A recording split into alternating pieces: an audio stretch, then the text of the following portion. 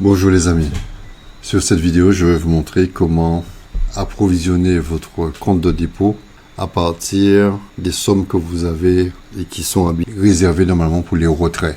Quand vous avez les sommes qui reviennent du réseau et qui reviennent de la rentabilité de vos packs, vous avez le choix, soit réinvestir dans la mesure que cela soit possible, parce qu'il y a de nouvelles configurations à prendre en compte, ou vous pouvez effectuer un retrait.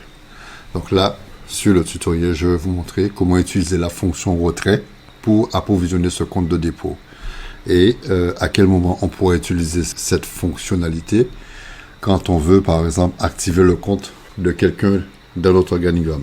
Ou quand on veut pratiquer de façon manuelle les intérêts composés.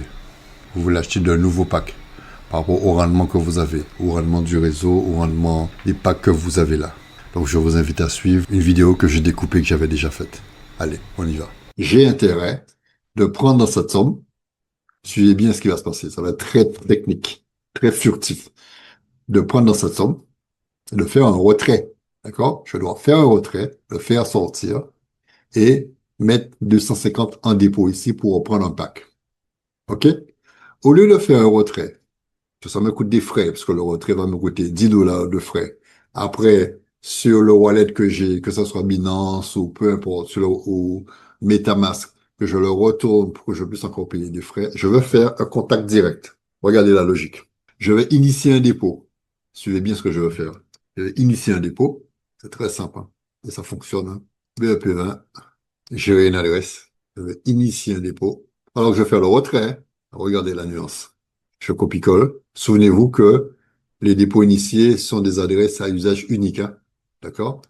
Donc, je copie. Je finis par 00D5. D'accord? OK? Et je vais faire un retrait. Suivez ça, hein. Je pense que les adeptes ont déjà compris ce que je veux faire. Je fais un retrait. On va mettre montant 279. J'ai besoin de 250. Voilà. J'ai besoin de 250. Voilà. Comme il y a les 10% de frais, je mets 278 et je vais recevoir 250. Et l'adresse, je mets l'adresse que j'ai initiée. Du contact direct. OK? Et là, le retrait que je fais va arriver directement sur le dépôt. On gagne du temps. Le temps, c'est de l'argent, non? OK? Il y a une vérification, envoyer l'adresse OTP. Donc, je dois confirmer l'adresse OTP. Voilà. Copier. Je reviens dessus. Coller. Confirmer le retrait. Et voilà. Bon, j'avais déjà 18 dollars. OK? Donc, je vais recevoir 250. Donc, je devrais avoir 250 plus 18. 268. Ça dure une minute, hein. Je vais actualiser. Donc, j'ai 556. Et là, je peux l'enlever, les 556. D'accord? OK.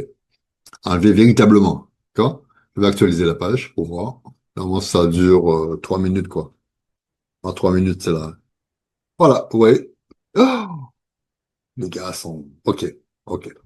Et maintenant, je vais déposer un pack, acheter un pack. 250.